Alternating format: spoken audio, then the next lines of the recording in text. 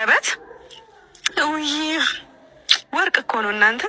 እንዴት ነው ጨክኜ እንደዚህ አውጥቼን ካመልስለት ብዬ የምነግረው? ኧረ በጣም ነው የሚያሳስበኝ። ግን ያው ምንም ማድረግ አልችልም።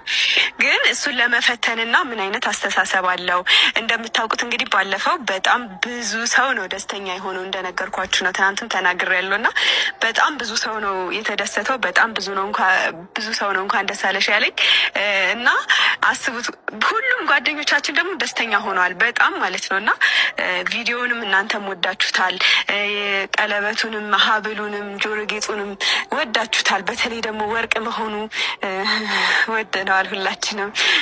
ግን እያወራሁ ሌባ እንደ ማንም የለም አይደል? ማንም የለም፣ ሰው የለም ከጀርባዬ ምናምን። ሰው ያለ መስሎኝ ነው።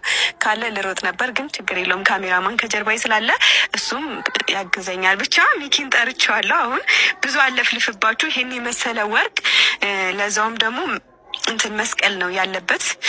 ይሄ ጌጡ መስቀል ነው ያለበት እና በጣም ነው የሚያምረው። ይሄን የመሰለ ነገር እንግዲህ ከእጅ አውጥቼ እንካ እኔ ማድረግ አልፈልግም። በዚህ እድሜ መታሰር አልፈልግም።